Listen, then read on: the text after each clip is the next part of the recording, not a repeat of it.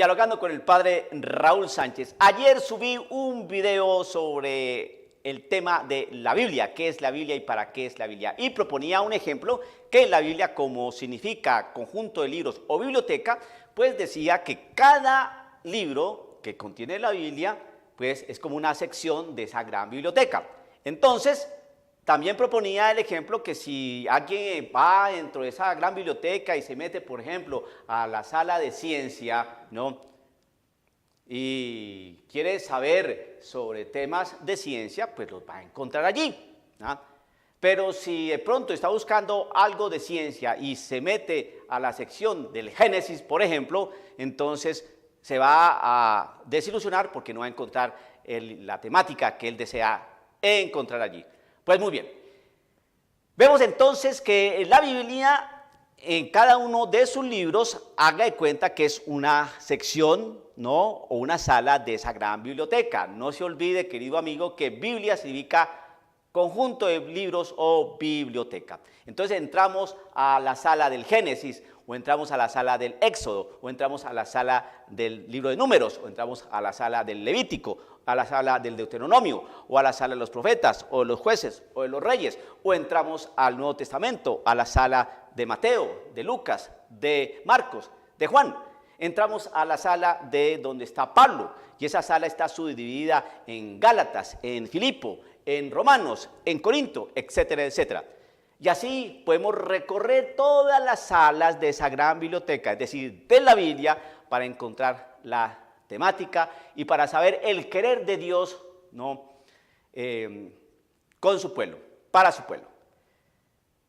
Resulta que hay que tener en cuenta una cuestión. Bueno, ya conocemos la biblioteca, eso está muy interesante, pero ¿cómo llegaron tantos libros allí?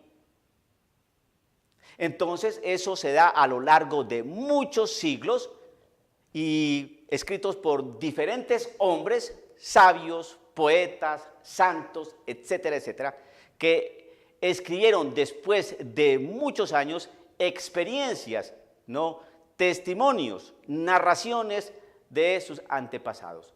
Dios se manifiesta al hombre. Póngase usted a pensar, por ejemplo, en el libro del Génesis. Entonces, ¿quién estaba tomando nota cuando Dios estaba creando todo? Pues ¿quién? Pues nadie.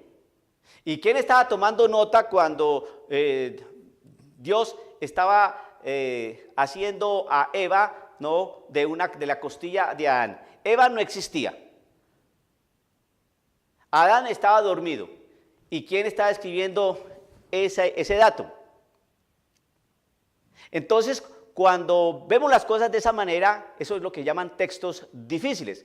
¿Cómo podemos entonces entender eso? Entonces ahí cuando aparece, ¿no?, lo que son las narraciones, lo que es la tradición, lo que se va transmitiendo, porque el hombre ha venido entendiendo todo el acontecer de Dios con la humanidad. Y entonces tiene categorías, ¿no?, de lenguaje, ¿no?, simbólico, alegórico, tiene géneros literarios que nos van a ilustrar de mejor forma una realidad muy profunda.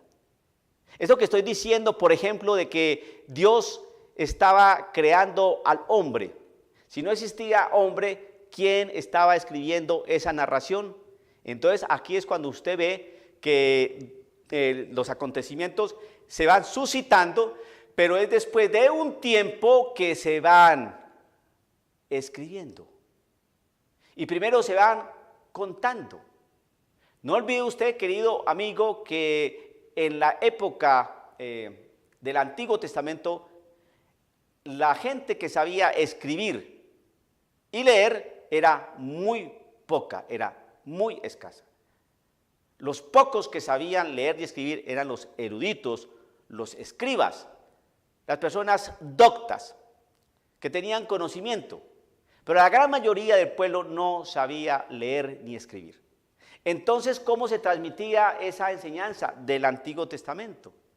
¿Cómo se hablaba sobre lo que hizo nuestro Señor Dios en los primeros tiempos del hombre aquí en la tierra. ¿Cómo se pudo entender lo del diluvio universal? ¿Cómo se pudo entender lo de los patriarcas? ¿Cómo se pudo entender sobre Moisés? ¿Cómo se entendió todo eso? Primero fue por narraciones, porque todo eso se narraba. La gente no sabía leer ni escribir, pero sí escuchaba. Y entonces eso se fue transmitiendo. Esos testimonios, esas narraciones se fueron transmitiendo.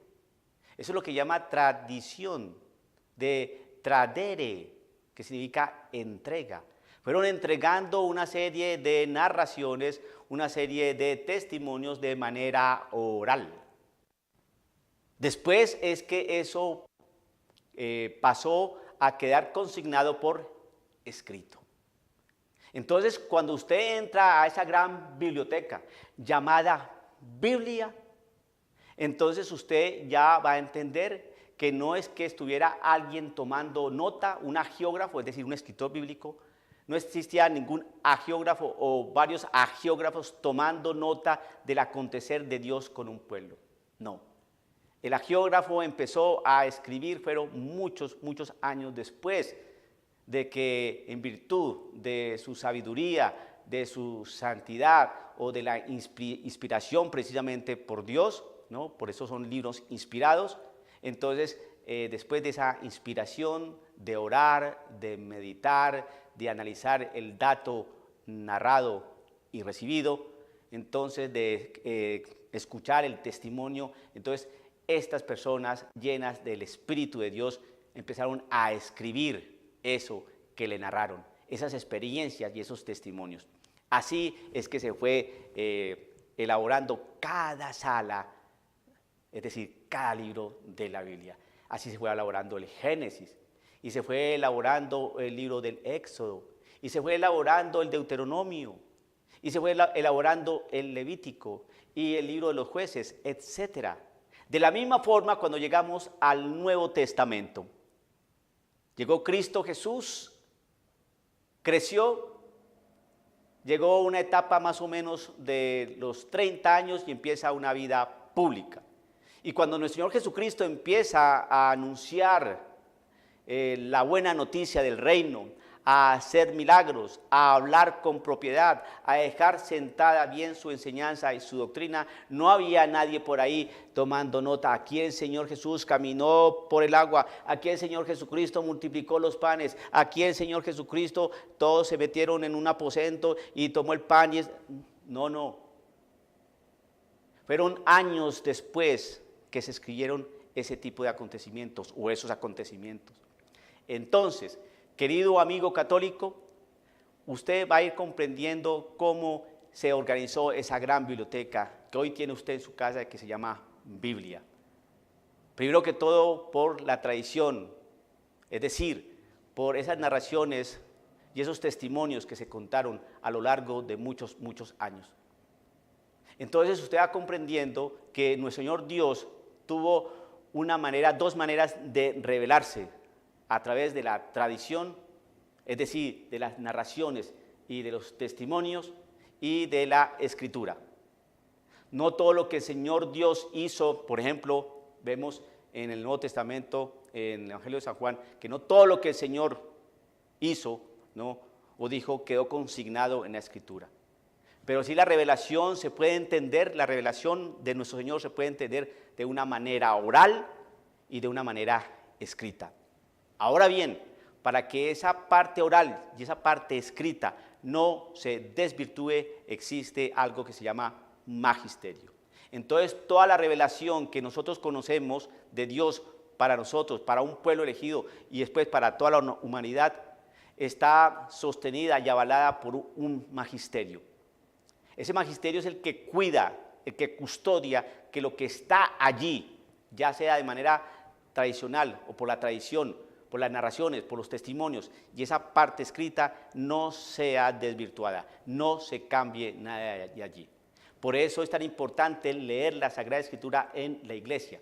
¿Por qué? Porque es la iglesia, es el conjunto de fieles, la comunidad de creyentes que leen, ¿no?, que entienden todo lo que está allí, por tradición y de manera escrita.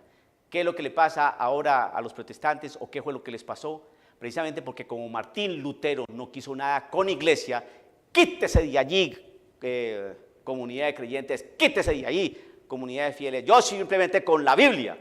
Y la tradición, ¿dónde la dejó? Entonces quitó tradición, narraciones, testimonios, y quitó el magisterio. Quítese de ahí, que usted no tiene por qué cuidarme lo que yo estoy leyendo, porque el Espíritu me inspira.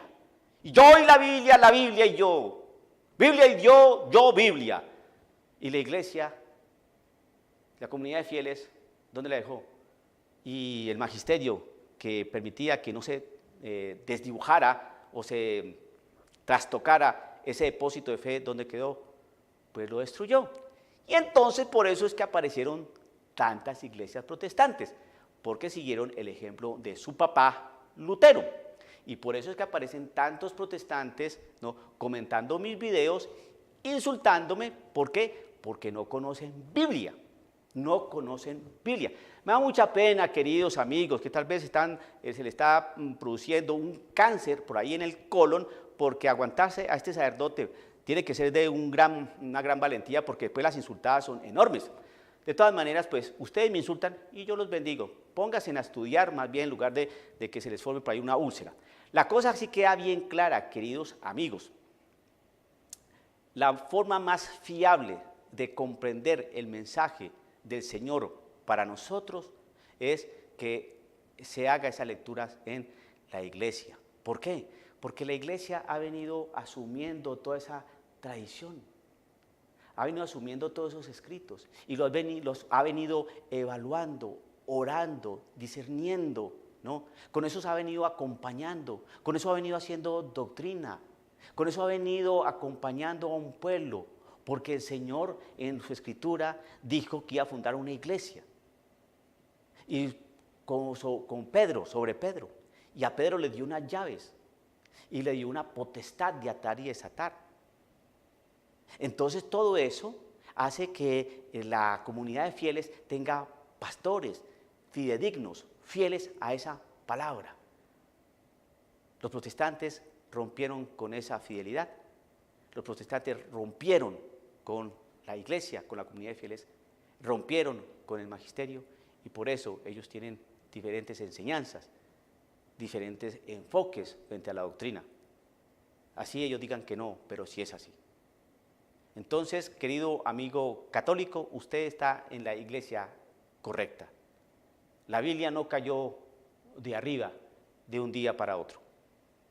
Esa biblioteca fue construida a lo largo de muchos siglos por muchos hombres e inspirados por Dios, que se reveló a un pueblo especial, a un pueblo elegido, y después se reveló a toda la humanidad. ¿Y cómo se reveló? A través de narraciones, de testimonios que el pueblo escuchó y supo analizar y discernir, y por la escritura. Todas aquellas cosas que captaron, que aprendieron, quedaron consignadas por escrito. Y eso, para que no se desvirtúe, tiene que estar sostenido, avalado y cuidado, no protegido por el magisterio de la Iglesia Católica. Quite usted magisterio y quite usted tradición, queda Biblia nomás. Entonces eso es lo que se llama protestantismo. Que el Señor lo bendiga, dialogando con el Padre Raúl Sánchez.